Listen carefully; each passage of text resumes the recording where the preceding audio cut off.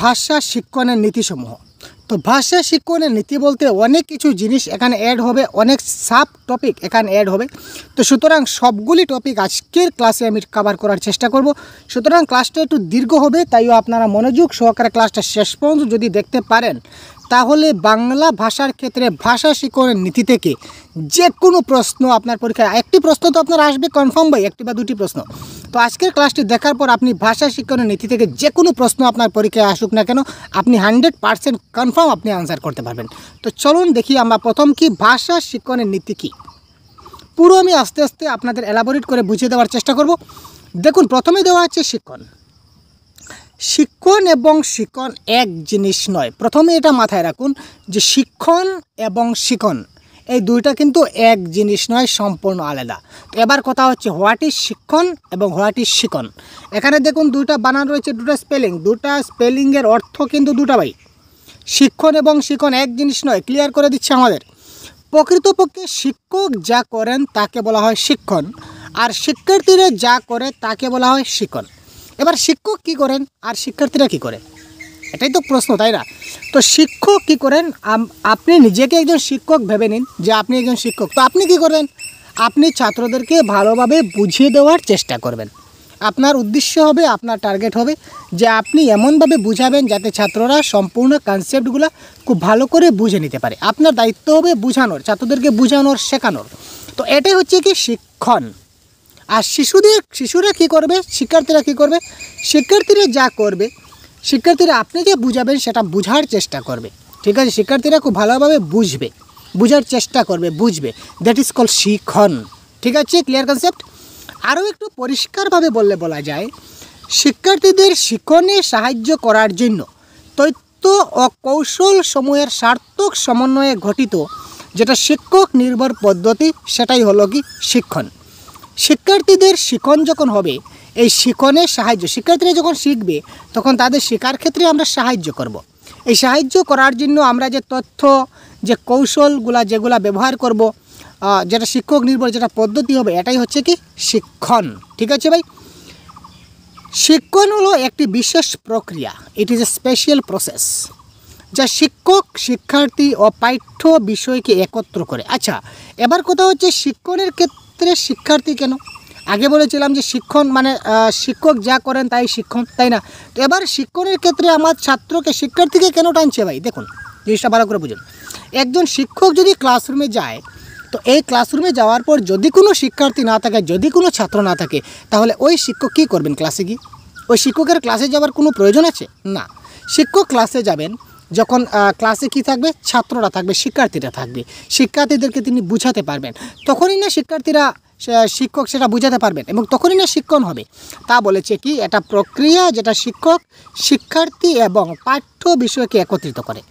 শিক্ষক কী করবেন, শিক্ষার্থীদেরকে বুঝাবেন এবং একটা পাঠ্য বিষয় থাকতে হবে, একটা নির্দিষ্ট টপিক থাকতে হবে, একটা কন্টেন্ট থাকতে হবে যে আজকে আমি ওই বিষয়ের উপর ছাত্রদেরকে বুঝাবো বা পড়াবো। ঠিক আছে না? তো এটা হচ্ছে শিক্ষণ। শিক্ষক ও শিক্ষার্থী উভয়ই সক্রিয় হন। এই শিক্ষণ যে প্রসেস, শিক্ষণের প্রসেসে শিক্ষক এবং শিক্ষার্থী দুজন কি থাকতে হবে, অ্যাক্টিভ থাকতে হবে। শিক্ষকের চিন্তাধারা থাকবে যে আমি যাতে খুব ভালো করে বুঝাতে পারি, তাই না? এবং শিক্ষার্থীরও মোটিভ থাকতে হবে যে আমি যাতে খুব ভালো করে মনোযোগ সহকারে স্যার যা পড়াচ্ছেন সেটা যেন খুব ভালো করে বুঝতে পারি। অর্থাৎ শিক্ষার্থী এবং শিক্ষক দুজনেই কি থাকতে হবে, অ্যাক্টিভ থাকতে হবে। শিক্ষক শিক্ষণ কাজটি করেন এবং শিক্ষার্থী শিক্ষণ কাজটি করে। শিক্ষক যে কাজটা করবেন সেই কাজটির নাম কি, শিক্ষণ। আর শিক্ষার্থী যে কাজটা করবে এই কাজের নাম কি, শিক্ষণ। আশা করি শিক্ষণ এবং শিক্ষণের যেটা কনসেপ্ট আপনাদের ক্লিয়ার হলো। এবার নেক্সট দেখি, ভাষা শিক্ষণে শিক্ষণ তত্ত্বের প্রয়োগ। অনেকগুলো পয়েন্ট আছে ভাই, সবগুলো পয়েন্ট একদম আস্তে আস্তে থরলি প্রত্যেকটা টপিক ডিসকাস করব এবং ক্লাসের পিডিএফ আপনারা পেয়ে যাবেন। কোথায় পাবেন, কী করে পাবেন, সবগুলো আমি ডিটেলসে বলবো। সুতরাং টেনশনের কোনো ব্যাপার নেই, শেষ পর্যন্ত অবশ্যই শুধুমাত্র সাথে থাকুন। দেখুন, ভাষা শিক্ষণে শিক্ষণ তত্ত্বের প্রয়োগ। এই ভাষা শিক্ষণ অর্থাৎ শিক্ষণ আর শিক্ষণ আমরা কি বুঝলাম? তো ছাত্রদেরকে যখন আমরা ভাষা শেখাতে যাব তখন এজ এ শিক্ষক আমরা কোন কোন তত্ত্ব প্রয়োগ করব। বিভিন্ন তত্ত্ব আছে, বিভিন্ন নীতি আছে, সবগুলো এক এক করে দেখাচ্ছি। প্রথমত দেখুন, থর্নডাইকের প্রচেষ্টা ও ভুল তত্ত্ব। এই থর্নডাইকের ট্রায়াল অ্যান্ড এরর মেথড। তো ট্রায়াল এর এরর মেথডে কী বলেছে, এই তত্ত্বকে কেন্দ্র করে তিনটা প্রধান সূত্র গড়ে উঠেছে। এই তত্ত্বকে কেন্দ্র করে 3টা প্রধান সূত্র গড়ে উঠবে। যেমন কি অনুশীলন সূত্র। প্রথমত কি রয়েছে ভাই? অনুশীলন সূত্র। শিক্ষার্থীর শিখন প্রক্রিয়া তখনই দীর্ঘস্থায়ী হয়ে ওঠে যখন সে বারবার অনুশীলনের বা চর্চার মাধ্যমে কোনো একটা বিষয়কে আয়ত্ত লাভ করে। শিক্ষার্থীর শিখন প্রক্রিয়া শিক্ষার্থীরা তখনই খুব ভালোভাবে শিখতে পারবে যখন সে ওই একটা জিনিসের প্রতি বারবার অনুশীলন করবে, বারবার চর্চা করবে। এবার আপনি দেখুন, আপনি হয়তো আমার এই ক্লাসটা আজকে দেখছেন, দেখে ক্লাসটাকে ছেড়ে দিলেন, আর কোনো দরকার নাই, বুঝে গেছি, আপনার কাম খতম। কিন্তু কিছুদিন পর আপনি হয়তো আমি আজকে কী কী ডিসকাস করছি সেগুলো হয়তো আপনি ভুলেও যেতে পারেন। কিন্তু পরীক্ষার আগে যদি আমার এই সেম ভিডিওটা আপনি যদি আরও একবার বা দুবার যদি এই ক্লাসটা যদি দেখে নিন বা কয়েকবার যদি ক্লাসটা দেখে নেন, যত বেশি দেখবেন আপনার মাথায় তত জিনিসগুলো থাকবে। বা যে কোনো জিনিস, যে কোনো বই আপনি একবার পড়বেন, পড়ে জিনিসটা বুঝলে ঠিক আছে, আবার সেই জিনিসটাকে যদি বারবার আপনি অনুশীলন করতে থাকেন, বারবার রিভাইজ করতে থাকেন, চর্চা করতে থাকেন, তখন এই জিনিসটা আপনার কাছে যেটা শিখবেন সেটা আপনার কাছে দীর্ঘস্থায়ী হয়ে যাবে। তো আপনার কাছে দীর্ঘস্থায়ী হবে তার মানে কি? আপনি একজন শিক্ষার্থী। আপনি শিক্ষার্থী, তো আপনি টের দিচ্ছেন, পড়ছেন, বোঝার চেষ্টা করছেন, দ্যাট ইজ কল আপনি শিক্ষার্থী। তো আপনি এজ এ শিক্ষার্থী হিসেবে ভাবুন যে যদি আমি বারবার অনুশীলন করি, বারবার চর্চা করি, তখন যে শিক্ষণটা আমার দীর্ঘস্থায়ী হবে সেটা হবে অনুশীলন সূত্র। এবার কথা হচ্ছে প্রশ্ন কীভাবে আসবে? প্রশ্ন আসতে পারে এমন একটি শিক্ষণ প্রক্রিয়া যেখানে শিক্ষার্থীরা চর্চার মাধ্যমে যদি শিখে তাহলে সেটা তার শিক্ষণটা দীর্ঘস্থায়ী হয়। এটা ভাষা শিক্ষণ তত্ত্বের কোন সূত্রের অন্তর্গত? অপশনে অনেকগুলো দিয়ে দিবে, তার মধ্যে যেখানে অনুশীলন সূত্র দেখবেন সেটাকে চোখ বন্ধ করে টিকমার্ক করে দেবেন।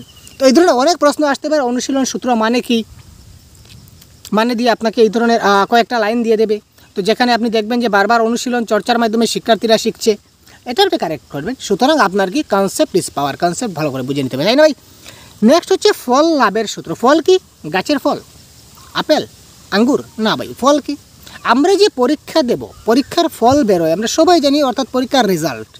আমরা যে কোনো একটা কাজ করি, কাজের পরিবর্তে যদি আমরা একটা ভালো ফল পাই, ভালো রেজাল্ট পাই, তখন এই কাজের প্রতি আমাদের মনোযোগটা আরও বাড়ে।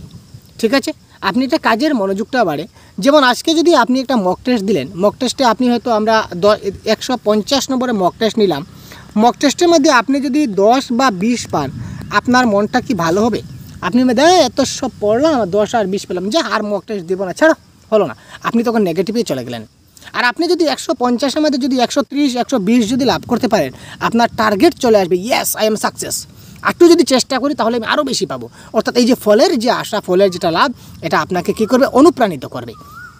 কি বলেছে দেখুন, কাজের ফলাফলের ফলে, কাজের যেটা ফল হয় সেই ফল লাভের ক্ষেত্রে বা ফল লাভের ফলে শিক্ষার্থীদের মনে সন্তুষ্টি আসে। ঠিক আছে না? কাজের ফল লাভের ফলে শিক্ষার্থীদের মনে কী আসবে? সন্তুষ্টি আসবে।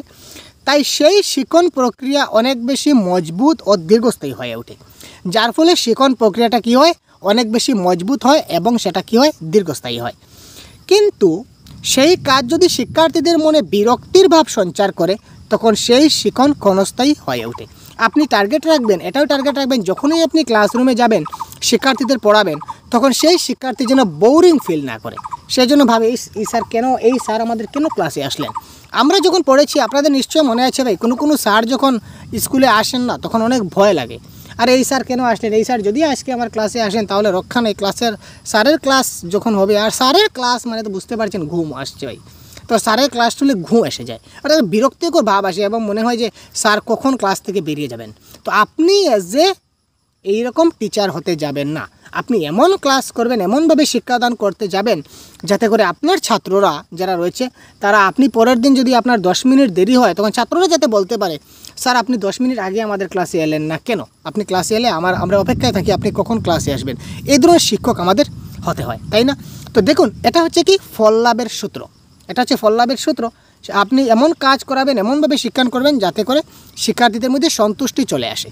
ঠিক আছে, যেমন আপনি কাগজ দিয়ে একটা ফুল বানালেন, তারপর ছাত্রদের বললেন যে তোমরাও ফুল বানাও, তো আপনার দেখা দেখি তারা যখন ফুলটা তৈরি করবে, তখন তাদের মনে উৎসাহটা বৃদ্ধি পাবে এবং তারা ওই যে ফুল বানানোটা শিখলো নিজে হাতে করে, আপনার সাহায্যে বা আপনার মাধ্যমে, তার এই যে শিখনটা তার কিন্তু অনেক দিন, অর্থাৎ দীর্ঘস্থায়ী হয়ে যাবে। এবং সে যদি ওই জিনিসটাকে বারবার অনুশীলন বা রিপিট করে, তখন এটা তার সারা জীবনের জন্য তার কাছে রয়ে থাকবে।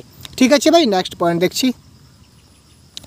ভাষা শিক্ষণের শিক্ষণ তত্ত্বের প্রয়োগের মধ্যে নেক্সট যেটা আমাদের ট্রায়াল অ্যান্ড এরর মেথডের তৃতীয় যেটা সূত্র সেটা হচ্ছে কি প্রস্তুতির সূত্র। প্রস্তুতি মানে কি? প্রিপারেশন। প্রথমে এখানে ডাইরেক্ট বলা হয়েছে প্রস্তুতির সূত্রের মুদ্রা কথা কি? মুদ্রা কথা হচ্ছে আপনার মন, আপনার মাইন্ড, আপনার মনকে আগে প্রস্তুত করতে হবে যে আপনার মনটা শেখার জন্য প্রস্তুত আছে কিনা না। আপনি প্রথমে আপনার নিজেকে টার্গেট করে নিতে পারবেন, বা আপনি নিজেকে আগে নিজের মনকে বোঝাতে হবে ইয়েস আমি পড়ব, আমি এবার পড়াশোনায় মনোযোগ দেব, আমাকে এবার বুঝতে হবে, পড়তে হবে, এই চিন্তাধারাটা আপনার মধ্যে থাকতে হবে। আর আপনি যদি আপনার মন যদি পড়ার জন্য প্রস্তুত না থাকে তাহলে কিন্তু আপনি সেই পড়লে কোনো লাভ হবে না। আপনি এটা চেক করে দেখবেন ভাই, আপনি টেস্টিং করে দেখবেন। কোনো ছাত্র আছে সারাদিন বসে বসে পড়ছে, সে সারাদিন পড়বে, সে পড়বে ঠিক আছে, কিন্তু তার মনটা কিন্তু পড়ায় থাকবে না, তার মনটা থাকবে অন্যদিকে। কারণ সে সারাদিন পড়েও তার কোনো ফায়দা হবে না। পরবর্তী সময় যখন দিনের শেষে সে ভাবে আমি কী পড়লাম, তখন 1-2টা পয়েন্ট হয়তো তার মনে হবে, আর বাকিগুলো মনে থাকবে না। আর আপনি যদি মনোযোগ সহকারে 1 ঘন্টা, 1.5 ঘন্টা বা 2 ঘন্টাও যদি মনোযোগ সহকারে পড়বেন, আপনি দেখবেন যা পড়ছেন তা আপনার মাইন্ডের মধ্যে সেট থাকছে, তাই না ভাই? সুতরাং মনোযোগ ইজ মোস্ট ইম্পর্ট্যান্ট। তো কী বলেছে প্রস্তুতির সূত্র আমরা দেখি, কোনো কিছু শিখনের জন্য আগে মনকে তৈরি করে নিতে হবে। ইয়েস, কোনো কিছু শেখার জন্য আগে আমাদের মনকে তৈরি করে নিতে হবে। মন যদি সায় দেয়, ওয়াও সায় দেয়, কী শব্দ লিখেছি ভাই দেখুন, মন যদি সায় দেয় বা মন যদি কোনো কিছু শেখার জন্য প্রস্তুত হয়ে থাকে, তবে সেই শিখন অনেক বেশি আনন্দের হয় এবং শিক্ষার্থীদের মনে তা দীর্ঘদিন গেঁথে যায়। ঠিক আছে না? মন যদি ঠিকঠাক থাকে, মন যদি শেখার জন্য প্রস্তুত থাকে, তখন আপনি যাই শিখবেন না কেন সেটা আপনার মধ্যে দীর্ঘদিন গেঁথে যায়। আমরা অনেকে ফিল্ম দেখি, অনেকে সিরিয়াল দেখি, অনেকে সিনেমা দেখি, যা দেখি তা কিন্তু বন্ধুদের সঙ্গে গিয়ে গল্প করতে পারি যে আজকে আমি ওই সিনেমাটা দেখলাম রে, দারুণ লাগলো। সিনেমার একদম প্রথম থেকে শেষ পর্যন্ত আপনি তাকে বলে দিতে পারবেন, কখন কি হয়েছিল, কখন হিরো এসেছিল, কখন হিরোইন এসেছিল, কখন এন্ট্রি হয়েছিল, ঠিক আছে না? সবগুলি জিনিস আপনি তাকে বলতে পারবেন, ঠিক আছে না? কারণ কি? কারণ আপনার মন যেটা রয়েছে, মনটা খুব ভালো করে জিনিসটাকে দেখেছে, আপনি মন দিয়ে জিনিসটাকে খুব ভালো করে ক্যাচ করতে পেরেছেন। দ্যাট ইজ দ্য ফান্ডা। এবং আপনি যদি টিভি একদিকে চলছে, আপনার চিন্তা অন্যদিকে, সুতরাং ফিল্মে কি চলছে আপনি সেটা 1-2টা পয়েন্ট হয়তো মনে থাকবে, বাকিগুলো কি দেখলাম দাও বলে গেছি ছাড়ো, ঠিক আছে না ভাই? অনেক দেখুন আমরা আমাদের মধ্যে অনেকে যারা মানে খেল পিপাসী বলতে পারি, খেল পিয়াসু, আমরা অনেকে খেলা দেখতে অনেক ভালোবাসি, ঠিক আছে? বিভিন্ন দেশে, ভারত, পাকিস্তান, তারপর IPL, তারপর অনেক ধরনের খেলা আছে, তাই না? T20, সেই খেলার যারা মানে খুব ইন্টারেস্ট, তাদের সঙ্গে খেলার একটা গল্প যদি আপনি বলুন বন্ধুবান্ধবের সঙ্গে, আপনি কিন্তু সম্পূর্ণ গল্পটা তাদেরকে বলতে পারবেন যে কেমন খেলা হয়েছিল, কী করে খেলা হয়েছিল, সবগুলো জিনিস কিন্তু তারা আপনাকে বলে দিতে পারবে। তারা মনোযোগ সহকারে সব সম্পূর্ণ খেলাটা তারা দেখতে পারছে। কিন্তু যে শিখন গ্রহণ করার জন্য শিক্ষার্থীর মন প্রস্তুত থাকে না, অর্থাৎ শিক্ষার্থীকে জোর করে কোনো কিছু শেখার জন্য চাপিয়ে দেওয়া হয়, সেই শিখন মোটেই শিক্ষার্থীদের মনে দীর্ঘস্থায়ী হয় না। যে কোনো শিক্ষা আপনি যা শেখাচ্ছেন সেটা যদি শিক্ষার্থীদের মনে যেটা বোরিং ফিল হয়, বা আপনি যদি তাকে জবরদস্তি শেখাতে চান, তার মন যদি প্রস্তুত না থাকে শেখার ক্ষেত্রে, তো আপনি তাকে যতই শেখান না কেন, একটু সময় পর বা কিছুদিন পর সে সেই জিনিসটা ভুলে যাবে। সুতরাং দ্যাট ইজ কল প্রস্তুতির সূত্র is the main funda. Next 2 নম্বর যেটা তত্ত্ব রয়েছে সেটা বলেছে পেভলভের প্রাচীন অনুবর্তনবাদ। এতক্ষণ ছিল থর্নডাইক, এবার আছি পেভলভের ক্ষেত্রে। পেভলভের প্রাচীন অনুবর্তনবাদে কী বলেছে দেখুন, পেভলভের প্রাচীন অনুবর্তনবাদের মূল বক্তব্য হলো ছাত্র ও তার বিষয়বস্তুর মধ্যে নিবিড় সম্পর্ক স্থাপন। অর্থাৎ আমরা যে টপিকটা শেখাবো, টপিকটা যেন বাস্তব রিলেটেড হয়, ঠিক আছে? ওই জিনিসটা যেন খুব ভালো করে সে বুঝতে পারে, ঠিক আছে? বাস্তব জিনিসের সঙ্গে তাকে আমি যখন তুলনা করে বোঝাবো, সেই জিনিসটা তার সামনে রয়েছে, ওইটাকে বুঝে সে যখন খুব ভালো করে শিখবে, অর্থাৎ ছাত্র এবং তার যেটা বিষয়বস্তু, যেটা আমি শেখাচ্ছি, টপিক বা কন্টেন্ট, তার সঙ্গে ছাত্রের একটা রিলেটিভ সম্পর্ক আপনাকে তৈরি করতে হবে, তখনই আপনার যে শিক্ষণ প্রক্রিয়া বা শিক্ষণ প্রক্রিয়াটা খুব ভালো হবে। ছাত্রের সঙ্গে যদি তার বিষয়বস্তু নিবিড় সম্পর্ক রচনা না হয়, তাহলে সেই শিক্ষণ প্রক্রিয়া ক্ষণস্থায়ী হয়ে ওঠে। ক্ষণস্থায়ী মানে কি? আপনি শেখাচ্ছেন, ঠিক আছে, শেখাচ্ছেন, ছাত্ররা শিখে গেল, কিন্তু কিছু সময় পর সে কী করবে? ভুলে যাবে। তার শিক্ষণ প্রক্রিয়াটা দীর্ঘস্থায়ী কখনো হবে না। তারপর দেখুন গ্যাস্টাল্টের অন্তর্দৃষ্টি তত্ত্ব। গ্যাস্টাল্টরা কী বলেছে দেখুন, এই তত্ত্ব অনুসারে কোনো সমস্যার উপর সমাধান সূত্র বের করতে হলে আগে সেই সমস্যার সমগ্র রূপটি সম্পর্কে ধারণা গড়ে তুলতে হবে, ঠিক আছে? আপনার কোনো একটা সমস্যা হয়েছে, এবার ধরুন আপনার একটা সমস্যা হয়েছে, আপনি আগে ফোন করছেন, আপনি ফোন করে বললেন যে স্যার সিটেট বাংলা ভাষা, স্যার বাংলা ভাষা, স্যার বাংলা ভাষা, স্যার আপনি বারবার শুধু স্যার বাংলা ভাষা বলেন, আমি কি কিছু বুঝতে পারবো? এবং আপনার কি হয়েছে, আমি কি আপনাকে কোনো সমস্যার সমাধান দিতে পারবো না। আপনি যদি বলুন পার্টিকুলার একটা নির্দিষ্ট সমস্যা, সম্পূর্ণ সমস্যাটা যদি খুলে বলুন যে স্যার আপনি একটা ক্লাস দিয়েছিলেন ভাষা শিক্ষণে শিক্ষণ তত্ত্বের প্রয়োগ, এই ক্লাসটা আমি বুঝেছি, কিন্তু একটা পয়েন্ট, যে পয়েন্টটা আপনি বলেছিলেন অনুশীলনের সূত্র, এই পয়েন্টটা আমি বুঝতে পারিনি, তো এই পয়েন্টটা মূলত আসলে এই পয়েন্টটা কী সেটা যদি আমাকে একটু বলেন তাহলে খুব ভালো হয়। তখন আমি আপনার সমস্যাটা বুঝতে পারবো যে ইয়েস আপনি এই টপিক বা ওই জায়গাটা আপনি বুঝতে পারেননি, তখন আমি আপনাকে সেই সমস্যার সমাধানটা করে দেব, ঠিক আছে না। বা আপনি যদি নিজেই যদি সমস্যা নিয়ে চিন্তা ভাবনা করেন এই সমস্যাটা কেন হলো, তখন আপনি কি করবেন, এই সমস্যার সমাধান আপনি নিজে থেকে বের করতে পারবেন, ঠিক আছে না।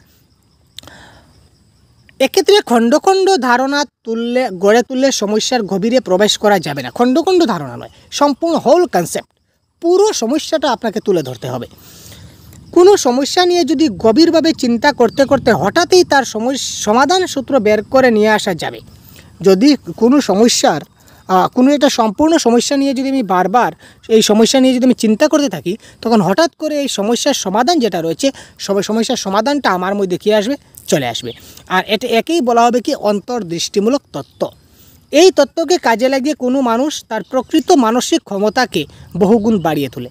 প্রকৃত মানসিক যেটা আমাদের ক্ষমতা রয়েছে, যদি আমরা এইভাবে যদি চিন্তা করতে থাকি, তো চিন্তা করতে করতে আমাদের মধ্যে এটার কারেক্ট আনসার কী হবে সেটা আমরা খুঁজে বের করতে পারবো, এবং তার সমস্যার সমাধান কি সেটা আমরা বের করতে পারবো, যার ফলে আমাদের মানসিক ক্ষমতাটা মজবুত হবে। তারপর দেখুন কার্ল লিওনের ফিল্ড থিওরি। তো কার্ল লিওনের ফিল্ড থিওরি কী বলেছে, এই তত্ত্বের মূল বৈশিষ্ট্য হলো শিকড়ের ক্ষেত্রে দুই ধরনের শক্তি কাজ করে। শিকড়ের ক্ষেত্রে কয় ধরনের শক্তি কাজ করে বলেছে ভাই, দুই ধরনের শক্তি কাজ করছে। কি কি, একটা হচ্ছে সদর্থক বা ইতিবাচক শক্তি, আর একটা হচ্ছে ন্যাঞ্জর্থক বা নেতিবাচক শক্তি, ঠিক আছে। এবার একটা উদাহরণ সাহায্যে বুঝিয়ে দিই আপনাদের উদাহরণ। দেখুন সিটেট পরীক্ষা আপনি দিচ্ছেন, ভালো করে পড়ছেন, আপনি পরীক্ষা পাস করবেন, ঠিক আছে। এবার আপনি যদি 90 পেয়ে পাস করেন, সিটেট পরীক্ষায় আপনি 90 মার্কস স্কোর করেন, আমরা জানি জেনারেলি 90 পেলে আমরা পাস, আমরা কোয়ালিফাই। কিন্তু আজকালকের দিনে বর্তমান যুগে আপনি যদি 90 পেয়ে যদি সিটের পরীক্ষা ক্র্যাক করেন, তাহলে আপনি চাকরি পাচ্ছেন না বলে ধরে নিন। হয়তো যদি আপনার ভাগ্য ভালো থাকে, কপাল ভালো থাকে, সেটা অন্য কথা, কিন্তু আপনি চাকরি পাচ্ছেন না। কারণ কি, আপনি জানেন কারণ কি, আমি কেন বলবো বলুন কারণ কি। কারণ একটি মাত্র শব্দ যাকে বলা হয়, কি বলা হয় ভাই, কাট অফ। আমরা যখন আমি পাসও করবো, সিটেট পরীক্ষার পাস সার্টিফিকেটও আমি পাবো, কিন্তু চাকরির ক্ষেত্রে আমি অ্যাপ্লাইও করব, কিন্তু অ্যাপয়েন্টমেন্ট আমার হবে না। অ্যাপয়েন্টমেন্ট কার হবে, যাদের আমার থেকে বেশি নম্বর রয়েছে তাদের। এবার আপনাকে টার্গেট রাখতে হবে যে আমাকে 120 থেকে 130 পেতে হবে, কমসে কম 130 প্লাস যদি পাই তাহলে তো কোনো কথাই নেই, আর একান্ত কম করে হলেও আমাকে 120 প্লাস পেতে হবে। এবার আমার অনেক বন্ধু আমাকে কমেন্ট করেছে বা হোয়াটসঅ্যাপে মেসেজ দিয়েছে, স্যার 120 প্লাস আমার পক্ষে সম্ভব নয়, বা 130 প্লাস আমার পক্ষে সম্ভব নয়। আপনি যে প্রথমেই যে বললেন আমার পক্ষে সম্ভব নয়, এটা হচ্ছে আপনার নেগেটিভ থিঙ্কিং। কেন সম্ভব নয় ভাই, আপনার বন্ধুবান্ধব, আপনার সমবয়সী, আপনার সঙ্গী সাথীরা যদি পেতে পারে, তো আপনি কেন পারবেন না। অনেকে আপনার চিন্তা করছেন 120 কেন ভাই, 135, 34 যত বেশি আমার সম্ভব আমি চেষ্টা করব। কারণ কি, কারণ সিটের পরীক্ষা সিলেবাসের মধ্যে আসে স্যার, সিলেবাসের বাইরে আমাদের কোনো প্রশ্ন আসে না। তাই সবগুলা সিলেবাসে সবগুলা টপিক যদি আমি ভালো করে পড়ে নেই, তাহলে সিলেবাসের বাইরে তো প্রশ্ন আসবে না। তাহলে আসুক না, যাই হোক, আমার কি এসে গেল, আমি তো পারবো, আমি তো 100% দেখবো। That is called positive thinking. এবং আপনার সেই 125 পেতে গেলে আপনার অনেক ধরনের নেগেটিভ থিঙ্কিং কাজ করবে। আপনার অনেক ঘরের কাজ রয়েছে, বাইরের কাজ রয়েছে, অনেক পরিবারের চাপ রয়েছে, টাকা পয়সা কাজ রয়েছে। যদি আপনারা মেয়ে মানুষ হয়ে থাকেন তাহলে তো হলোই ভাই, ঘরে রান্না বান্না করতে হবে, কাপড় কাচতে হবে, বাসন ধুতে হবে, ইত্যাদি অনেক কাজে স্যার টাইম পাওয়া যায় না, এতটুকু পড়তে পারি না, এতটুকু সময় আমরা পাই না, সুতরাং 120 প্লাস সম্ভব নয়। এই নেগেটিভগুলোকে আপনাকে কাটিয়ে পজিটিভে আনতে হবে, ঠিক আছে। এই দুইটা শক্তি দেখুন কে বলেছে, এবার দেখি। কিছু শক্তি আছে যেগুলি ছাত্রদের একটা নির্দিষ্ট লক্ষ্যে পৌঁছাতে ভীষণভাবে সাহায্য করে। আপনার গোল কি, আপনার টার্গেট কি 130 প্লাস, ঠিক আছে। তো এমনকি এই যে পজিটিভ শক্তির মাধ্যমে আপনি 120 বা 130 প্লাস আপনি পেতে পারেন, ঠিক আছে। কিন্তু আবার এই যে বললাম যে কারো আছে যারা বলবে না স্যার আমার পক্ষে 120, 130 প্লাস পাওয়া সম্ভব নয়, কারণ কি আমার ঘরের চাপ, পরিবারের চাপ, অনেক কিছুর চাপ। আবার যে শক্তিগুলি ছাত্রদের নির্দিষ্ট লক্ষ্যে পৌঁছতে বাধা তৈরি করে সেগুলিকে ন্যাঞ্জত্বক শক্তি বলা হয়। এই দুই প্রকার শক্তির যৌথ মিলনে যে মনোবিজ্ঞানমূলক ফিল্ড তৈরি হবে সেটি ব্যক্তির শিকড়মূলক প্রতিক্রিয়া জাগিয়ে তুলতে সাহায্য করে। অর্থাৎ এই প্রতিক্রিয়ার মাধ্যমেই আমরা এই পজিটিভ এবং নেগেটিভ এই দুইটা চিন্তাধারার মাধ্যমে আপনি চিন্তাধারা করবেন যে আপনি 120 প্লাস পাচ্ছেন কিনা না। এই নেগেটিভগুলোকে কাটিয়ে যদি আপনি পজিটিভের দিকে চলে আসতে পারেন, তখনই আপনি একটা ভালো নাম্বার পাবেন। আর যদি আপনি নেগেটিভে থেকে যান, তাহলে কিন্তু আপনার দ্বারা সেই আর ভালো নম্বর ক্র্যাক করা হলো না। তো এটাই হচ্ছে কি কার্ল লিওনের ফিল্ড থিওরি মেইনলি। নেক্সট দেখুন কি বলেছে, ভাষা শিক্ষণের মূল নীতিগুলি গড়ে উঠে ভাষা বিজ্ঞান এবং মনোবিজ্ঞানকে কেন্দ্র করে। ভাষা শিক্ষণের মূল নীতি যেগুলো রয়েছে এগুলো গড়ে উঠবে দুইটাই জিনিসের উপর ভিত্তি করে, দুটো বিজ্ঞানের উপর ভিত্তি করে। একটা হচ্ছে ভাষা বিজ্ঞান, একটা হচ্ছে মনোবিজ্ঞান। তো ভাষা বিজ্ঞানে কী কী থাকছে? ভাষা বিজ্ঞানে থাকছে ভাষার নিয়ম, আর মনোবিজ্ঞানে থাকছে শিক্ষণের মূল তত্ত্ব। ঠিক আছে, এই দুইয়ের উপর কেন্দ্র করে ভাষা শিক্ষণের নীতিগুলি আলোচনা করা হয়। তো এবার ভাষা শিক্ষণের নীতিগুলি কিছু আমি আলোচনা করব, সম্পূর্ণ ডিটেলসে দেখতে থাকুন। শিক্ষার্থী সম্পর্কে ধারণা গড়ে তোলা। শিক্ষার্থী সম্পর্কে প্রথমে আমাকে ধারণা তৈরি করতে হবে। একজন প্রকৃত ভাষা শিক্ষক প্রথমেই বিবেচনা করবেন যে কোন শিক্ষার্থীদের শিক্ষা দিচ্ছেন বা দিতে যাচ্ছেন। আপনি প্রথমে শিক্ষার্থীদের যে মানসিক, আধ্যাত্মিক, চারিত্রিক সবগুলো জিনিস আপনাকে জানতে হবে। শিক্ষার্থী অর্থাৎ এক কথায় সে শিক্ষার্থী বিষয়ে আপনাকে কী করতে হবে? জানতে হবে। আপনি যে শিক্ষার্থীদের শিক্ষা দিচ্ছেন তাদের মানসিক জগৎ কী রয়েছে, সামাজিক জগৎ কী রয়েছে, সেই সম্পর্কে আপনার একটা ধারণা থাকা উচিত।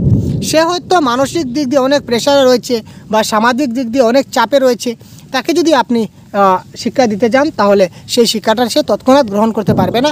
তাকে সেই সামাজিক চিন্তাধারা থেকে বা মানসিক চিন্তাধারা থেকে তাকে প্রথমে মুক্তি বা বিরতি দিতে হবে। ঠিক আছে না? তো এই পরিস্থিতি সম্পর্কে আপনাকে জানতে হবে, সেই সমস্যাকে সমাধান করতে হবে। তার মানসিক কী সমস্যা রয়েছে, তার সামাজিক কী সমস্যা রয়েছে, এই সমস্যাটা আগে তাকে সমাধান করিয়ে তাকে বুঝিয়ে শুনিয়ে তারপর আপনি তাকে ভাষা শিক্ষা দিতে হবে, প্রথম পয়েন্ট। এর জন্য দরকার হলে আপনি অন্যান্য শিক্ষক শিক্ষিকাদের সাহায্য নিতে পারেন। এই যে প্রয়োজন যদি হয় তাহলে আপনি অন্যান্য শিক্ষক রয়েছে বা শিক্ষিকা রয়েছে, আপনি তাদের ক্ষেত্রেও সাহায্য নিতে পারেন। একজন শিক্ষার্থীর শিক্ষণ প্রক্রিয়ার দিকে শুধু নজর দিলেই শিক্ষকের দায়িত্ব শেষ হয়ে যায় না। Wow, important point. কী বলেছে ভাই? একজন শিক্ষার্থীর শিক্ষণ প্রক্রিয়ার দিকে যদি আপনি শুধু দৃষ্টিভঙ্গি দেন বা নজর দেন, তখনই কিন্তু শিক্ষকের দায়িত্ব এখানে শেষ হয়ে যায় না, বরং তাদের সম্পর্কে বাড়তি কিছু ধারণা পেলে তার শিক্ষণ প্রক্রিয়া আরও বেশি গতিশীল হবে। এই শিক্ষার্থী সম্বন্ধে আপনাকে আরও কিছু বাড়তি ধারণা লাভ করতে হবে, যার ফলে শিক্ষণ প্রক্রিয়াটা কী হবে? আরও বেশি গতিশীল হয়ে উঠবে। তারপর দেখুন, শিক্ষার্থীকে পঠন পাঠনে যুক্ত করা। শিক্ষার্থীদের পঠন পাঠনে যুক্ত না করলে তার পঠন হবে কি করে, তাই না ভাই? ভাষা শিক্ষণের একটি গুরুত্বপূর্ণ নীতি হলো শিক্ষার্থীদের শ্রেণীকক্ষে পঠন পাঠনের সময় উপযুক্ত করা। প্রত্যেকটা শিক্ষার্থীকে আপনি সময় দিতে হবে পঠন পাঠের, অর্থাৎ রিডিংয়ের জন্য আপনি তাকে সময় দিতে হবে। একজন ভাষা শিক্ষক সবসময় নজর দেবেন পাঠদানকালে শিক্ষার্থীরা যেমন সেই বিষয় সম্পর্কে নিজের মূল্যবান মতামত ব্যক্ত করতে পারে। What is reading? প্রথমে আমরা জানতে হবে হোয়াট ইজ রিডিং। রিডিং মানে কি ভাই? এখানে কি লেখা আছে আপনি সেটা পড়ে নিলেন, আপনার রিডিং হয়ে গেল না। রিডিং মানে হচ্ছে রিডিং উইথ আন্ডারস্ট্যান্ডিং। ঠিক আছে ভাই, ধরে নিন একটা উদাহরণ সহজে সংক্ষেপে বুঝিয়ে দেওয়ার চেষ্টা করছি। ধরে নিন এখানে একটা স্কুলের দেওয়াল রয়েছে, ঠিক আছে? তো এই দেওয়ালে লেখা আছে যে এখানে আপনি গাড়ি পার্ক করবেন না, গাড়ি পার্ক করলে আপনাকে 1000 টাকা ফাইন দিতে হবে। আপনি সেটা লেখা আপনি পড়লেন, পড়ার পরও আপনি কি লেখা আছে সেটা বুঝতে পারলেন না, না বুঝে আপনি কি করলেন? আপনি এখানে বাইক রেখে গেলেন। যখন আপনি কাজ সেরে আসলেন তখন দেখলেন যে আপনার নামে 1000 টাকার চালান কাটা হয়ে গেছে। তার মানে কি? এখানে কি লেখা ছিল সেটা আপনি বুঝতে পারেননি। তো এখানে কি লেখা ছিল সেটা আপনি যদি বুঝতে পারেননি, তাহলে এই পড়ার আপনার মাহিত্য কোথায় গেল? আপনার পড়া কি কোনো কাজে লাগলো? আপনার পড়া কোনো কাজে লাগলো না। সুতরাং এই পড়াকে রিডিং বলা হয় না। ঠিক আছে ভাই? সুতরাং যেটা জিনিস পড়বেন সেটার প্রতি আপনাকে এই জিনিসটা খুব ভালো করে বুঝতে হবে এবং ছাত্রদেরকেও তার মূল্যবান মতামত ব্যক্ত করতে হবে পড়া শেষ করার পর। শিক্ষক শুধু পড়িয়ে গেলে আর শিক্ষার্থী কোনো বলার সুযোগ পেল না, তা যেন না হয়। শিক্ষক শুধু বলে গেলেন এবং শিক্ষার্থী কোনো কিছু সুযোগ পেল না, সেটা যেন না হয়। ক্লাসের সময় যদি 40 মিনিট হয় তাহলে শিক্ষার্থীদের প্রায় 20 মিনিট সেই সম্পর্কে বলার সুযোগ করে দিতে হবে। মনে রাখতে হবে শিক্ষক ও শিক্ষার্থীদের সমান অংশগ্রহণের মাধ্যমে দিয়েই ভাষা শিক্ষণ কী হয়? মজুদ হয়। ঠিক আছে? কে কিছু কিছু সময় দিতে হবে তার মতামত প্রকাশ করার জন্য। আপনি যখনই একটা ক্লাস কন্ডাক্ট করবেন, ক্লাসের সময় এটা চিন্তা করবেন যে সবাই যাতে আপনি যেটা ক্লাস করাচ্ছেন এই ক্লাসের বিষয়ে সবাই যাতে তার মতামত যাতে দিতে পারে, অর্থাৎ কেউ বুঝতে পারলো কি না না, এই শিশুটা কতটুকু বুঝতে পারলো না বুঝতে পারলো, এই সম্বন্ধে আপনি তাকে কিছুটা সময় দিতে হবে, এটাই হচ্ছে মুদ্রা কথা। তাই বলা হচ্ছে ক্লাসের সময় যদি আপনি 40 মিনিট নেন, তাহলে সেই টোটাল সময়ের 20 মিনিট আপনি ক্লাস নিজে কন্ডাক্ট করবেন, আর বাকি 20 মিনিট সময় রাখবেন আপনার লেসন প্ল্যানে, যাতে করে শিশুরা সঙ্গে আপনার যে মতামত বা মত বিনিময় সেটা আদান প্রদান করতে পারেন। তো নেক্সট পয়েন্ট কী দিয়েছি দেখি, নেক্সট পয়েন্ট দেখুন, অনুশীলনের সুযোগ দেওয়া। অনুশীলনের জন্য সুযোগ দিতে হবে, সেটা কী ধরনের দেখি ভাই। ভাষা শিক্ষার আরেকটা গুরুত্বপূর্ণ দিক হলো, কী দিক রয়েছে, অনুশীলন বা চর্চা করা। ঠিক আছে, অর্থাৎ আমরা জানি বা আগে আমরা বলেছি, যে বিষয়ে আপনি বেশি অনুশীলন করবেন, বেশি চর্চা করবেন, এটা সবসময় আপনার মাথায় থাকবে। তো অনুশীলনের সুযোগ দিতে হবে, তাকে অপরচুনিটি দিতে হবে। আসলে আমরা কোনো বিষয় যত চর্চা করি, ততই সেই বিষয় সম্পর্কে আমাদের দক্ষতা বাড়ে, ঠিক কিনা না বলুন। যে বিষয় নিয়ে আপনি যত বেশি চর্চা করবেন, সেই বিষয় আপনার তত বেশি মনে থাকবে এবং সেই বিষয় সম্পর্কে আপনার দক্ষতা তত বাড়বে। তাই ভাষা শিক্ষক সবসময় এই বিষয়ের দিকে নজর দেবেন। শিক্ষার্থীরা যেন বিষয়গুলো অবশ্যই চর্চার মধ্যে রাখে। যে কোনো বিষয় আপনি করাচ্ছেন, বিষয়গুলো সবসময় তাদেরকে চর্চার মধ্যে রাখবেন। একটা বিষয় আপনি আজকে পড়িয়ে গেলেন, আবার 4 দিন পর আবার সেটাকে কিছু হলেও আপনি এটা রিপিট করুন। যেমন আপনি একটা পার্ট পড়ালেন 3 দিন আগে, যেটা হচ্ছে 3টি মাছের কাহিনী, তো আপনি অন্য প্রসঙ্গে গল্প করতে করতে হঠাৎ আপনি তাদেরকে বলতে পারেন যে গত আমরা একদিন পড়িয়েছিলাম যে মাছের কাহিনী, তোমাদের মনে আছে? তো বলো তো সেই 3টা মাছের নাম কী কী ছিল? এই যে তার চর্চা, তখন সে চিন্তা করতে লাগবে যে হ্যাঁ স্যার তো পড়িয়েছিলেন মাছ 3টা কী কী ছিল। সে তখন ভাবতে থাকবে, অর্থাৎ তার যেটা অনুশীলন বা চর্চা, সে ভাবতে থাকবে, তখন তার মধ্যে সেটা রিমেমোরাইজ, যেটা তার মেমোরাইজ সেটা হওয়ার চান্স রয়েছে, বা তার সেটা পুনরায় জাগরিত হবে তার মনের মধ্যে। এর জন্য শিক্ষক শিক্ষার্থীদের লেখার অভ্যাস বাড়ার দিকে লক্ষ্য রাখতে হবে। আপনি তাদের কী করতে পারেন, লেখার অভ্যাস বাড়ার দিকে একটা দৃষ্টি দিতে পারেন। তারপর দেখুন 4টি ভাষা দক্ষতায় শিক্ষা দেওয়া। ভাষা দক্ষতায় শিক্ষা দিয়ে আমরা টোটাল কয়টি ভাই? 4টি। কী কী রয়েছে 4টি দক্ষতা দেখুন, শ্রবণ, কথন, পঠন এবং লিখন। যে কোনো একটি ভাষায় যদি দক্ষ হয়, বাকি 3টা যদি অদক্ষ হয়, তাহলে সেটা কিন্তু সম্ভব না। ভাষা শিক্ষণের নীতিয়ে বলেছে যে 4টা ভাষার দক্ষতায় তাকে শিক্ষা দিতে হবে। যেমন তার শ্রবণের শক্তি থাকতে হবে, তেমনি কথনও থাকতে হবে, তেমনি পঠনও থাকতে হবে এবং তেমনি লিখনও থাকতে হবে। এর মধ্যে শ্রবণ ও পঠন হলো গ্রহণমূলক দক্ষতা। তো কোনগুলা গ্রহণমূলক দক্ষতা, কোনগুলা সৃজনমূলক দক্ষতা, তাছাড়া প্রকাশমূলক দক্ষতা বা উৎপাদনমূলক দক্ষতা, এই নিয়ে আমরা ডিটেলসে ক্লাস অলরেডি প্রোভাইড করে দিয়েছি। আপনারা দেখে না থাকলে কাইন্ডলি অবশ্যই দেখে নেবেন আমাদের কনসেপ্টের ক্লাসে। তো রিসিপটিভ স্কিল এবং প্রোডাক্টিভ স্কিল নিয়ে আমরা একদম ডিটেলস আলোচনা করেছি প্রিভিয়াস ক্লাসে, আপনার জানা রয়েছে। তো এখানে শুধু জাস্ট আপনাদের হাইলাইট করে দিচ্ছি, দেখুন শ্রবণ ও পঠন হলো কি গ্রহণমূলক দক্ষতা, আর কথন এবং লিখন হচ্ছে কি সৃজনশীল দক্ষতা। ভাষা শিক্ষকের প্রধান কাজ হলো এই বিষয়গুলিকে মাথায় রেখে শিক্ষার্থীদের ভাষা শিক্ষণের পথকে সুগম করে তোলা। এই জিনিসগুলোকে মাথায় রেখে শিক্ষকের কাজ হবে শিক্ষার্থীদের ভাষা শিক্ষণের যেটা পথ রয়েছে, পথকে আপনি সুগম করবেন, তারা যেন ভাষা শিক্ষণটা একটা ভালো একটা প্রকার বা রূপ তারা নিতে পারে। তিনি 4টি ভাষার দক্ষতা কখনো পৃথকভাবে আবার কখনো একই সঙ্গে শিক্ষার্থীদের শেখাবেন। তিনি কখনো তিনি শ্রবণের দিকে লক্ষ্য রাখতে পারেন, কখনো শুধুমাত্র কথন, কখনো শুধুমাত্র পঠন, কখনো শুধুমাত্র লিখন করাতে পারেন, আবার কোনো সময় কম্বাইন সবগুলোকে একত্রে তিনি শেখাতে পারেন। ঠিক আছে ভাই? তো শ্রবণ, কথন, পঠন এবং লিখন কি? হোয়াট ইজ শ্রবণ? শ্রবণ মানে কি? শ্রবণ মানে শুধু যে মুখে বললাম শ্রবণ, সেটা শ্রবণ নয় ভাই। আমি যে খালি উচ্চারণটা বলে দিচ্ছি শ্রবণ, বা আপনি কানে শুনছেন শ্রবণ, দ্যাট ইজ কল নট শ্রবণ। শ্রবণের অনেক বিষয় রয়েছে, পুরো বিস্তারিত ক্লাস আমরা দিয়েছি, আপনি দেখে নেবেন। শুধু শ্রবণ কেন, শ্রবণ, কথন, পঠন, লিখন সবগুলি আমরা একদম আলাদা আলাদাভাবে ডিসকাস করেছি, আপনারা কাইন্ডলি দেখে নেবেন। তারপর দেখে নেওয়া যাক ব্যবহারিক ও অর্থপূর্ণ শিখন কী বলেছে দেখি। শিক্ষার্থীদের অভিজ্ঞতালব্ধ বিষয় ও মূল্যবোধকে কাজে লাগিয়ে ভাষা শিক্ষক সবসময় শিক্ষার্থীদের ব্যবহারিক ও অর্থপূর্ণ শিক্ষণ দিতে সক্ষম। ব্যবহারিক মানে কি?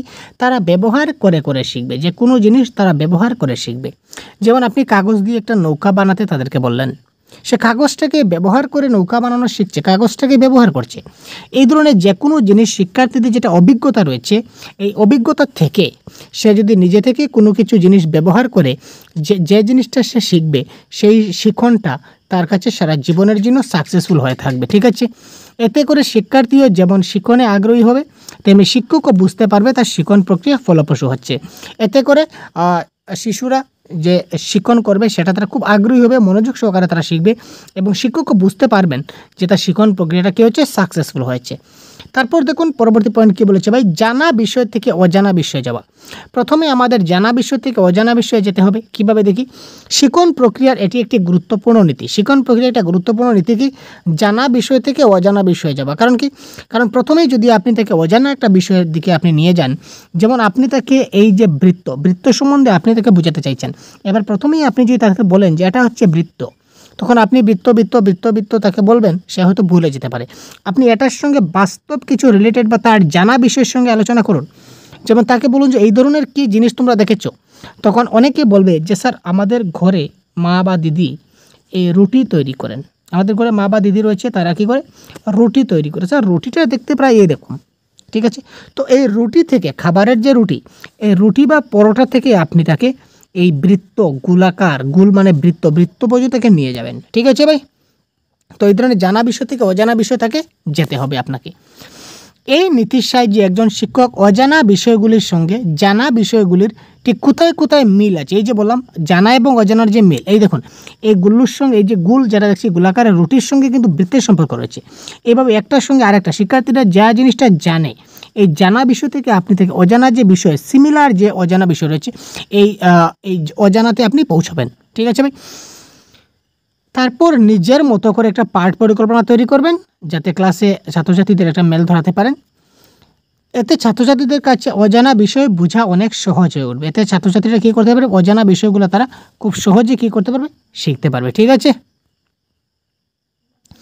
নেক্সট দেখুন, মূর্ত থেকে বিমূর্ত ধারণার দিকে যাওয়া।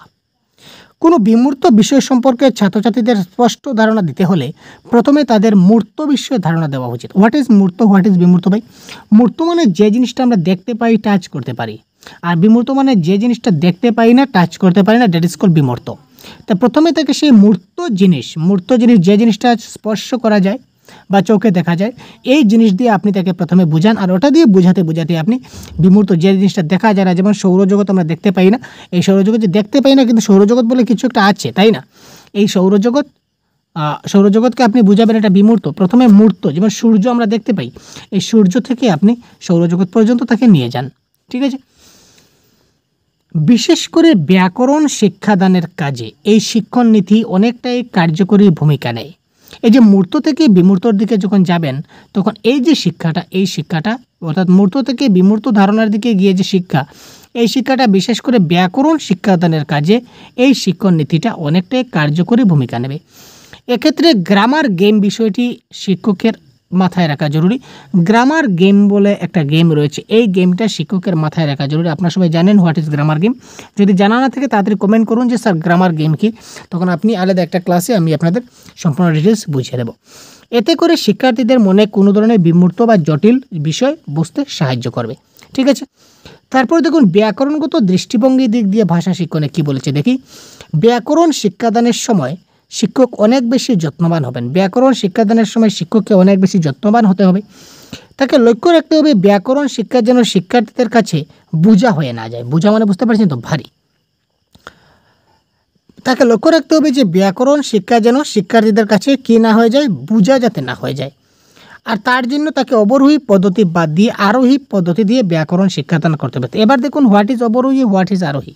আপনারা জানেন অবরোহী এবং আরোহী। তো আরোহী পদ্ধতিতে আপনাদের ব্যাকরণ শিক্ষাদান করতে হবে। আরোহী মানে কি, জানা থেকে অজানা, উদাহরণ থেকে সূত্র, এই ধরনের পদ্ধতিতে আপনাকে অ্যাপ্লাই করতে হবে, যাতে করে শিক্ষার্থী দেখুন চলে আসলো উদাহরণের সাহায্যে নিজেরাই ব্যাকরণের সূত্রগুলো বের করে আনতে পারে। প্রথমে আপনি কয়েকটা উদাহরণ তাকে দেখিয়ে দেবেন। তো কয়েকটা উদাহরণ যখন সেম হবে তখন সে বুঝতে পারবে যে স্যার এটা একটা সূত্রে পরিণত আমরা করতে পারি, এই ধরনের উদাহরণ দিয়ে আমরা একটা সূত্রে আমরা পরিণত করতে পারি। একেই বলা হয়, এই তত্ত্বকে বলা হচ্ছে আর একটা কি, আবিষ্কার তত্ত্ব। অর্থাৎ সে নিজে নিজে আবিষ্কার করতে পারছে। কয়েকটা উদাহরণের মাধ্যমে সে দিয়ে যখন একটা সূত্রের দিকে সে উপস্থাপন হচ্ছে, তখন সেটাকে আবিষ্কার তত্ত্ব বলতে পারি। এই তত্ত্ব অনুসরণ করলে শিক্ষার্থী ব্যাকরণ শিক্ষায় অনেক আনন্দ পাবে। ব্যাকরণকে কখনোই তার জটিল বলে মনে হবে না। এই শিক্ষা যদি সে লাভ করে, তখন সে ব্যাকরণ শিক্ষায় অনেক আনন্দ পাবে এবং ব্যাকরণকে কখনো জটিল বলে সে মনে হবে না। তারপর দেখুন ভুল সংশোধনে সংবেদনশীল হওয়া। এক্ষেত্রে আমি আগে একটা কথা আপনাদের প্রত্যেকটা কাছে বলি, আজকে আমি বলবো। দেখুন, একটা শিক্ষার্থীকে আপনি পড়তে দিলেন এই প্যারাগ্রাফটা, ধরে নিন এই প্যারাগ্রাফটা আপনি তাকে প্রথমে পড়তে দিলেন। সে পড়ার সঙ্গে সঙ্গে সে পড়ছে, পড়ার সঙ্গে সঙ্গে যেমন সে স্বাভাবিকটাকে সে এইভাবে পড়ছে, ভুল থেকে মানুষ শিক্ষা নেয়, এটা তার ভাবিক প্রকৃতি, বরং ভুল না করলে সঠিক জিনিস সহজেই শেখা যায় না। এখানে কিন্তু এই স্বাভাবিক, এই প্রবৃত্তি এবং সহজেই, এই তিনটা বানান কিন্তু সে আলটিমেটলি রিডিং করার সময় সে কিন্তু ভুল বলেছে। কিন্তু আপনি সঙ্গে সঙ্গে তাকে বলবেন না যে তোমার সেটা ভুল হয়েছে, সঙ্গে সঙ্গে তাকে আপনি বলতে যাবেন না, ঠিক আছে? এটা প্যাডাগজির নেগেটিভ। কেন নেগেটিভ? তাহলে তার নার্ভাসনেস চলে আসবে, পরবর্তী সে আর পড়তে পারবে না। তাকে যতটুকু দিয়েছেন ততটুকু পড়তে দিন, আপনি সাইলেন্টলি তার কথাটা শুনুন। সে যদি ভুল পড়ে তবু আপনি শুনুন, আপনাকে শুনতে হবে, ঠিক আছে? সম্পূর্ণ প্যারাগ্রাফটা শেষ করার পর আপনি তাকে বলবেন যে এটা তুমি ভাবিক বলেছিলে, সেটা ভাবিক হবে না, এটা হবে স্বাভাবিক। এটা প্রকৃতি হবে না, এটা দেখো এখানে কোন, এখানে বড় হচ্ছে, সুতরাং এটা হবে কি প্রবৃত্তি। এই ধরনের আপনি তাকে বলবেন। দ্যাট ইজ কল ভুল সংশোধনে সংবেদনশীল হওয়া। কি বলেছি আমরা একটু দেখি। ভুল থেকে মানুষ শিক্ষা নেয়, প্রত্যেকটা মানুষ কিন্তু ভুল থেকে শিক্ষা নেয়, এটা তার স্বাভাবিক প্রবৃত্তি, বরং ভুল না করলে সঠিক জিনিস সহজেই শেখা যায় না। আমরা কিন্তু অনেক সময় অনেক ভুল করি, এবং ভুল না করলেই আমরা কি না সঠিক জিনিসটা শিখতে পারি না।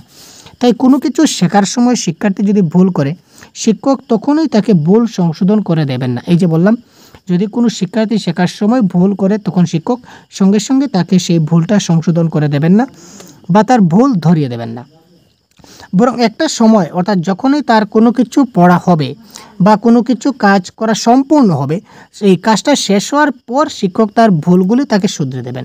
সম্পূর্ণ কাজটা শেষ হওয়ার পর যতটুকু আপনি পড়তে দিয়েছিলেন ততটুকু পড়া কমপ্লিট হওয়ার পর আপনি তাকে বলবেন যেটা তোমার ভুল হয়েছে, এটা তুমি শুধরে নাও। এতে অনেক সময় দেখা যাবে শিক্ষার্থী নিজে নিজেই কিছুটা ভুলগুলি ধরতে পারছে। সে চেষ্টা করতে করতে দেখবেন যে নিজে নিজেই সে কিছু কিছু সময় তার ভুলগুলো সে বুঝতে পারবে। মনে রাখবে, যে চেষ্টা করে তারই ভুল হয়, যে চেষ্টা করছে তার ভুল হবে। কেউ যদি পড়তেই পারে না, সে যদি চেষ্টাই বা নাই করে, তাহলে তার ভুল হবে কী করে, তাই না? আমি পারছি না স্যার বলে সে বসে থাকবে, কিন্তু যে চেষ্টা করবে তার ভুল হবে, এবং ভুল থেকেই কী হবে, শুদ্ধ হবে। দ্যাট ইজ কল আমরা প্রথমেই পেয়েছিলাম আজকের ক্লাসে, যেটাকে বলা হয় ট্রায়াল অ্যান্ড এরর মেথড, আগে যে থর্নডাইকে যেটা বলেছিলাম। আর সেই ভুল তাকে একটা সময় কোনো বিষয়ের সঠিক দিক সম্পর্কে একটা স্বচ্ছ ধারণা পেতে সাহায্য করে, ঠিক আছে ভাই? নেক্সট দেখুন, আপনি কি করবেন, উদাহরণের ব্যবহার করবেন। যত বেশি উদাহরণের ব্যবহার করবেন, শিক্ষার্থীরা তত বেশি ভালো করে শিখতে পারবে। শিক্ষক চেষ্টা করবেন ক্লাসে কোনো কিছু ব্যাখ্যা বা বিশ্লেষণ করার আগে সেই বিষয় সম্পর্কে কিছুটা উদাহরণ দিতে। আপনি ক্লাসে গেলেন, ক্লাসে যাওয়ার পর কিছু একটা ব্যাখ্যা করতে চাইলেন বা বিশ্লেষণ করতে চাইলেন, আপনাকে তার আগে এই বিষয়ে কিছুটা উদাহরণ দিতে হবে। কারণ উদাহরণ দিয়ে যে কোনো কিছু যদি বুঝলে, সেই বোঝা শিক্ষার্থীর কাছে অনেক সহজ হয়।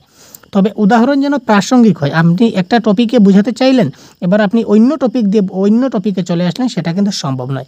আপনি এবার চলাতে চাইলেন ভাষা শিক্ষণ, আমি আপনাকে বোঝাতে চাইছি ভাষা শিক্ষণ, এবার আমি বললাম দেখো a + b = a² + 2ab + b² হবে, সেটা তোমরা মাথায় রাখবে। এটা কিন্তু প্রাসঙ্গিক নয়, এই প্রাসঙ্গে রিলেটেড হতে হবে। এই রিলেটেড কিছু উদাহরণ তাকে দিয়ে বোঝাতে পারেন, তখন এই যে উদাহরণ সাহায্যে যেটা বোঝাবেন, সেই শিক্ষণটা তার কাছে কী হবে, সাকসেসফুল হবে। ভাষা শিক্ষণের কিছু পর্যায় রয়েছে, পর্যায়গুলো কি আমরা খুব শর্টকাটে দেখব। 1 নম্বর হচ্ছে কি নীতি। দেখুন 1 নম্বর কি নীতি। ভাষা বিজ্ঞান অর্থাৎ ভাষার বিভিন্ন নিয়ম এবং শিক্ষণের তত্ত্ব যে নিয়মের উপর ভিত্তি করে সম্পাদিত হয়, তাকে মনোবিজ্ঞানীগণ শিশুর চাহিদা, প্রকৃতি, সামর্থ্য প্রভৃতি বিচার করে শিক্ষণের নীতি নির্ধারণ করেন। শিক্ষকের নীতিটা নির্ধারণ হয় কিসের উপর? শিশুর চাহিদা, শিশুর প্রকৃতি, শিশুর সামর্থ্য, এগুলোর উপর বিচার করে শিক্ষণের নীতিটা নির্ধারণ করা হয়। তারপর হচ্ছে কৌশল। কৌশল মানে কি, কাজের কারিগরি বা মেকানিজম, ঠিক আছে? কাজের কিছুটা কৌশল রয়েছে, আমরা জানি কোন কৌশলে তুমি কাজটা করবে, দ্যাট ইজ কল মেকানিজম। আর পদ্ধতি মানে কি, এই নীতি এবং কৌশল এই দুটাকে প্লাস করে আমরা যখন ব্যবহার করব, কাজে পরিণত করব, দ্যাট ইজ কল পদ্ধতি, ঠিক আছে? তো ভাষা শিক্ষণ তত্ত্বের অনেকগুলো প্রয়োগ রয়েছে। কী কী প্রয়োগ রয়েছে আমরা অনেকগুলো দেখেছি। সো শর্টকাটে আরেকবার বলে দিচ্ছি আপনাদের। প্রথমে দেখুন থর্নডাইকের প্রচেষ্টা এবং ভুল তত্ত্ব। ভাষা শিক্ষণ তত্ত্বের প্রয়োগ আমরা করতে পারি, এই তত্ত্বের মাধ্যমে আমরা ভাষা শিক্ষণ তত্ত্বটা বা ভাষা শেখাতে পারি। তারপর হচ্ছে প্যাভলভের প্রাচীন অনুবর্তনবাদ। প্যাভলভের প্রাচীন কি আমরা ক্লাসে বলেছিলাম। এবারে অন্তর্দৃষ্টি গ্যাস্টাল্ট তত্ত্ব। তো গ্যাস্টাল্টের গেস্টাল্টবাদী কারা ছিলেন? আর্ধিমার, তারপর কোহলার, তারপর হচ্ছে স্করেশন, এইগুলো হচ্ছে কি আমাদের গেস্টালবাদী, ঠিক আছে?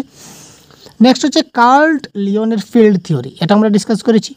মনোবৈজ্ঞানিক উপায়ে শিক্ষা দিতে হবে, কর্ম সম্পাদনের মাধ্যমে শিক্ষা দিতে হবে, কাজের মাধ্যমে শিক্ষা আমরা বলেছিলাম। শিক্ষা সহায়ক উপকরণের ব্যবহার, টিএলএম এর মাধ্যমে আপনি তাকে ভাষা শিক্ষা দিতে পারেন, তাতে দিবেন, তাতে করে সে অনেক ভালো করে শিখতে পারবে।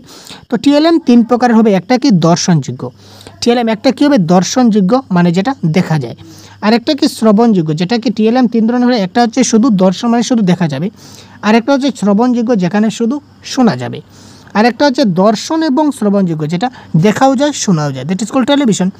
তারপর হচ্ছে কি পার্ট পরিকল্পনা ভিত্তিক পাঠদান, ঠিক আছে, লেসন প্ল্যান ভিত্তিক আপনাকে পাঠদান করতেই হবে। তো তারপর দেখুন প্রাথমিক স্তরে মাতৃভাষা পঠন পাঠনের লক্ষ্য উদ্দেশ্য নিয়ে আমরা পরবর্তী ক্লাসে সম্পূর্ণ ডিসকাস করব। তো আজকে আমরা এই পর্যন্তই বিদায় নিচ্ছি। তো ধন্যবাদ সবাইকে ক্লাসের শেষ পর্যন্ত দেখার জন্য। তো দেখুন এই সম্পূর্ণ ক্লাসের পিডিএফ বা আমাদের আরও যদি আপনারা সবগুলি ক্লাসের পিডিএফ যদি পেতে চান, তাহলে আপনাদের আমাদের অফিসিয়াল হোয়াটসঅ্যাপ গ্রুপে জয়েন হতে হবে, তখন আপনারা সবগুলি পিডিএফ পেয়ে যাবেন। তো এই গ্রুপে জয়েন হওয়ার আপনার বেনিফিট কী কী থাকছে বলে দিচ্ছি। অল ক্লাসেস পিডিএফ, যতগুলো ক্লাস আমরা করব তার সবগুলোর পিডিএফ দেওয়ার চেষ্টা করব। 50+ অনলাইন মক টেস্ট পাবেন, আপনার বাঙালি যে প্রিভিয়াস ইয়ার কোয়েশ্চন বেসিস আমরা মক টেস্ট তৈরি করেছি, প্রত্যেক দিন আমাদের মক টেস্ট হচ্ছে, তো আপনারা মক টেস্ট দিতে পারবেন। 50টিরও বেশি মক টেস্ট এবার আমরা টার্গেট রেখেছি, যেহেতু আমরা কিছুটা সময় পেয়েছি। তারপর দেখুন মক টেস্ট কম্পিটিশন, এখানে কী হবে মক টেস্ট কম্পিটিশন হবে, যারা প্রথম হবে মক টেস্ট কম্পিটিশনে তাদেরকে আমরা নগদ 1000 টাকা পুরস্কৃত করব, এবং যারা সেকেন্ড হবে তাদেরকে আমরা 500 টাকা পুরস্কৃত করবো নগদ, ঠিক আছে ভাই। তো দেখুন আপনারা যদি জয়েন হতে চান তাহলে 150 আপনাদেরকে পেমেন্ট করতে হবে। তো আমি একটা নাম্বার আপনাদেরকে লিখিয়ে দিচ্ছি, এই নাম্বারে আপনারা যদি ফোনপে বা পেটিএম করেন তাহলে সেটা আপনাকে আমাদেরকে পেয়ে যাবেন। তো এই নাম্বারে আপনারা ফোনপে বা পেটিএমে আপনারা 150 পেমেন্ট করতে হবে। তো 150 পেমেন্ট করার পর সেম নাম্বার হোয়াটসঅ্যাপ আছে, যদি আপনারা স্ক্রিনশটটা হোয়াটসঅ্যাপে পাঠিয়ে দিন, তখন আমরা আপনাদের সেই অফিসিয়াল হোয়াটসঅ্যাপ গ্রুপে আমরা কী করবো আপনাদেরকে জয়েন করে দেবো। আর এখানে আপনারা এই সবগুলো ক্লাসের পিডিএফ এবং মক টেস্ট আপনারা দিতে পারবেন। তো ধন্যবাদ, আজকের এই ক্লাস এই পর্যন্ত বিদায় নিচ্ছি। পরবর্তী ক্লাসে খুব শীঘ্রই আমরা আপনাদের আবার কথা বলবো অন্য একটা ক্লাসে। সুতরাং ভালো থাকবেন, সুস্থ থাকবেন, জয় হিন্দ।